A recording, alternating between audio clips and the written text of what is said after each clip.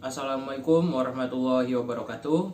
Nama saya Anang Pramudia dari kelas D semester 6 dengan NIM 17 14 10 113. Di sini saya akan menjawab soal ujian akhir semester mata kuliah manajemen perbankan.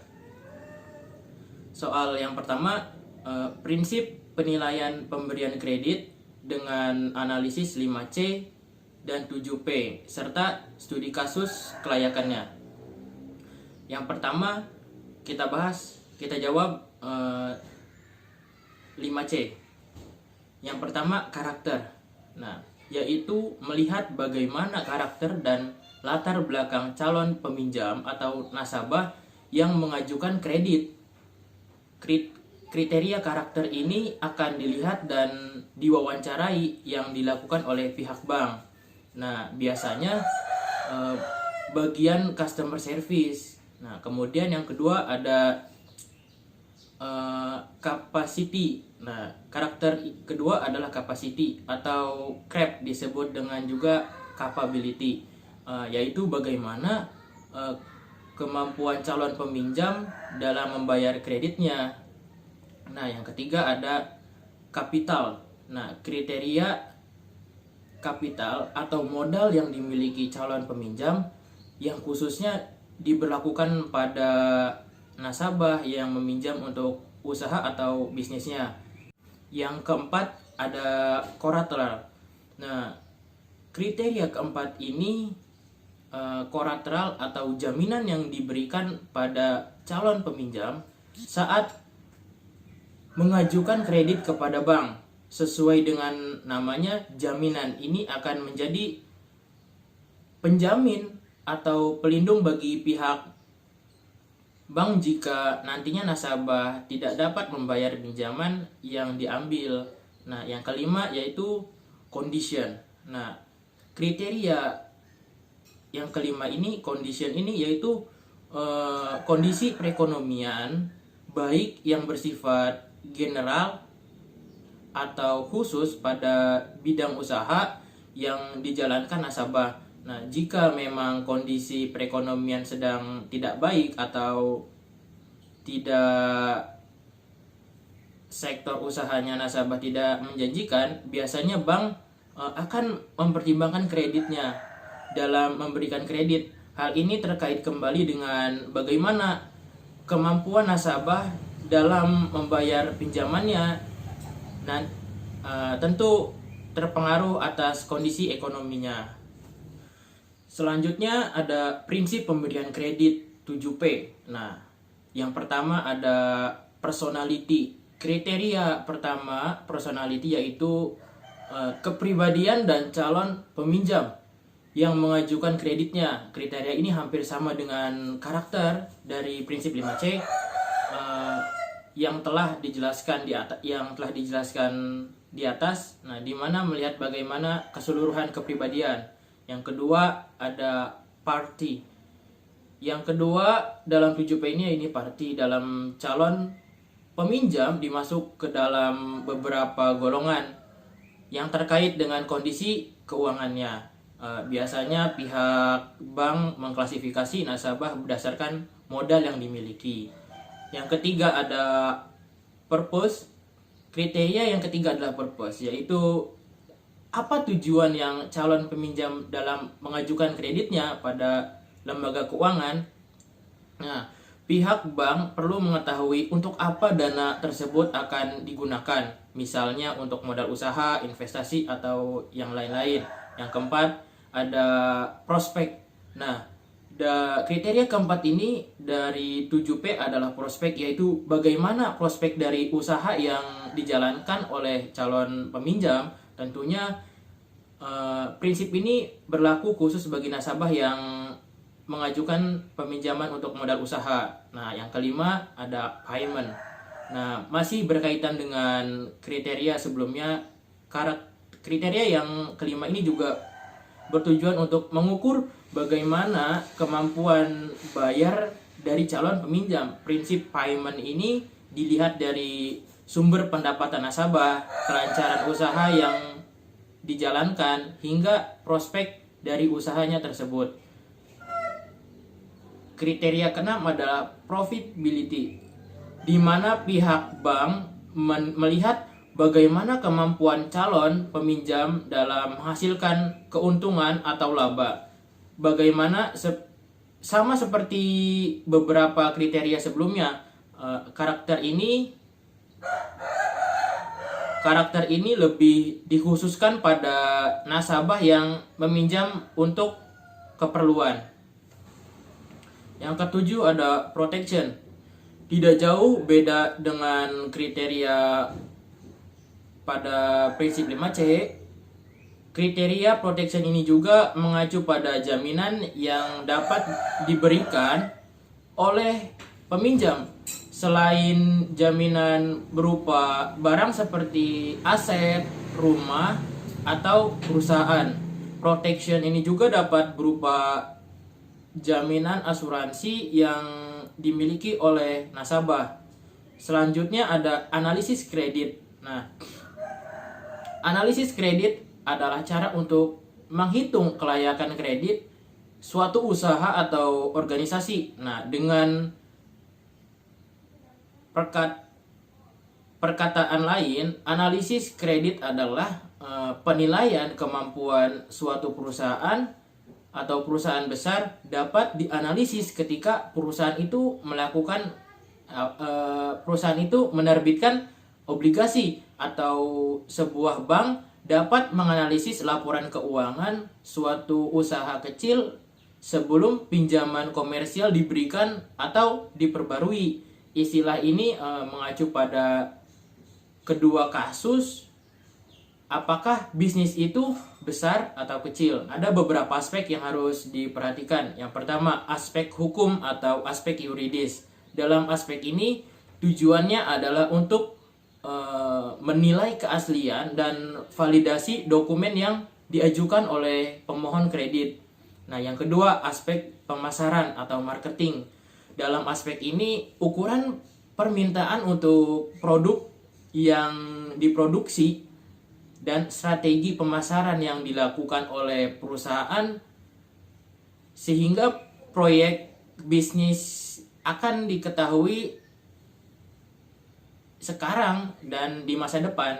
Yang ketiga ada aspek keuangan. Nah, analisis aspek ini dari perusahaan pemohon kredit menentukan jumlah kebutuhan bisnis dan juga penting untuk menilai kemampuan bisnis untuk tumbuh di masa depan dan untuk menilai kemampuan perusahaan untuk membayar kreditnya.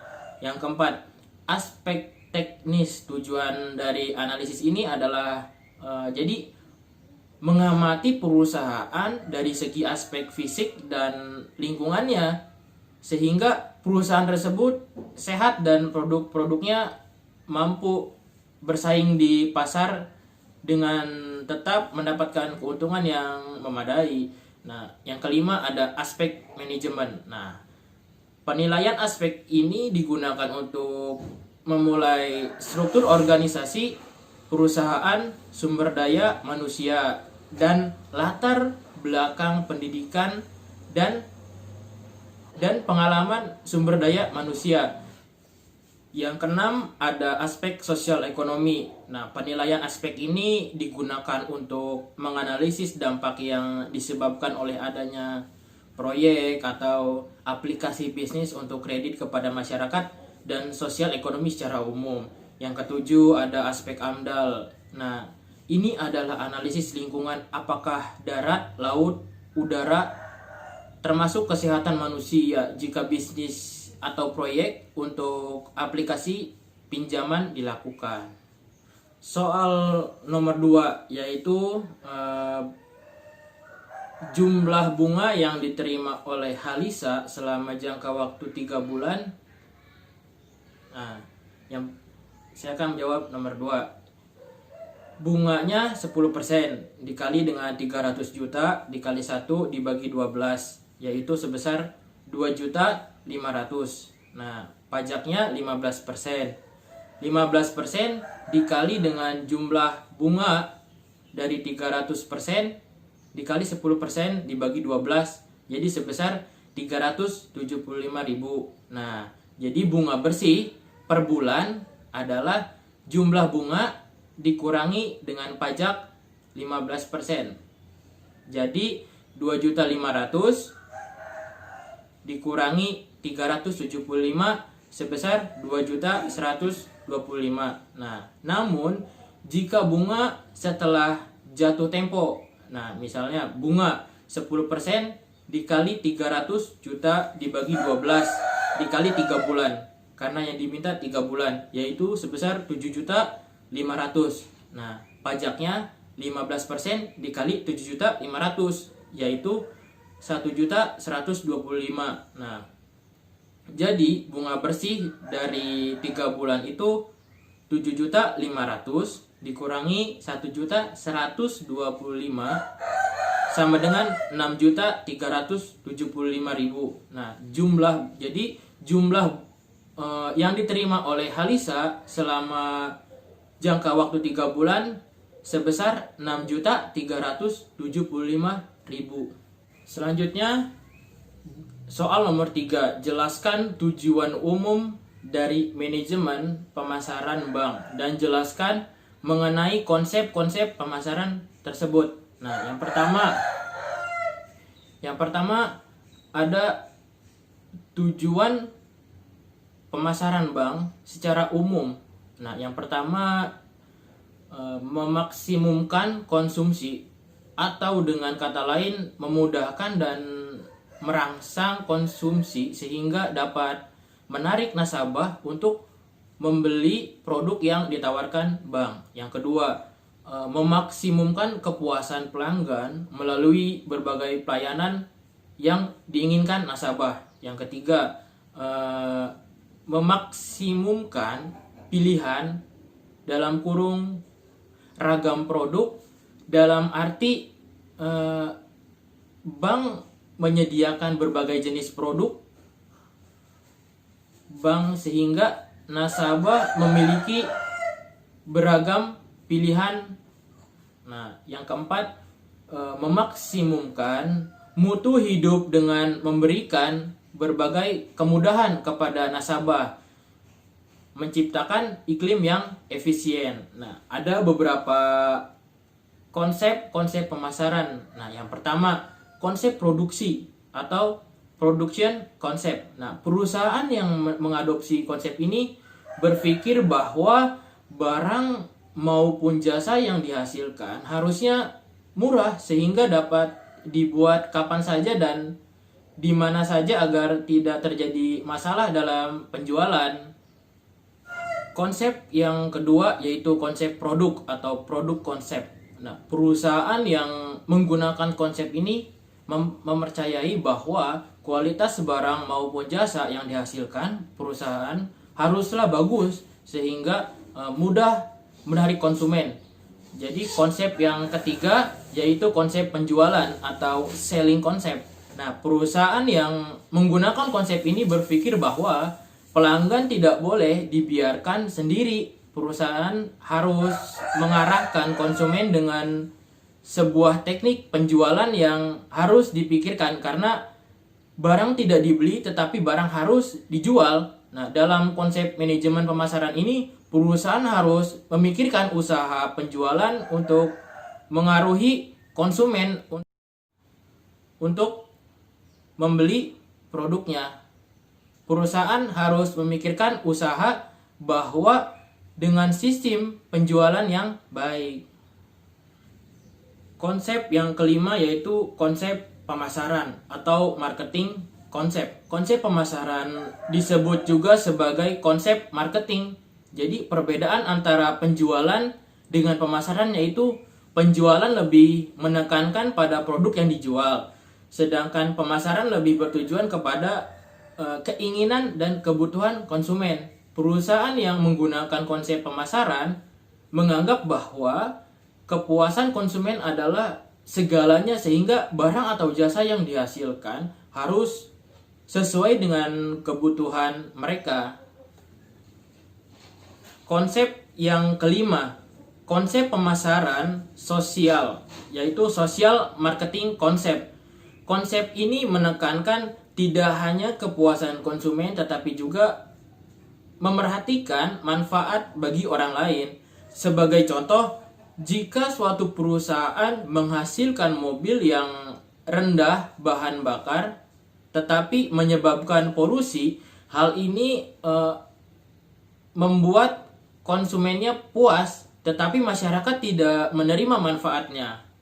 Perusahaan dengan konsep manajemen pemasaran umum tidak akan menjualnya. Perusahaan dapat konsep ini percaya bahwa sebuah kesuksesan bisnis akan dipengaruhi oleh kepuasan pelanggan dan memiliki dampak yang baik yang dapat diterima masyarakat umum, sehingga konsep ini memungkinkan untuk digunakan dan disukai banyak konsumen. Nah, saat ini sudah banyak perusahaan yang juga mempertimbangkan aspek etika, lingkungan, dan sosial atas aktivitas strategi pemasaran mereka. Itulah jawaban dari ujian akhir semester mata kuliah manajemen perbankan. Kurang lebihnya mohon maaf. Wassalamualaikum warahmatullahi wabarakatuh.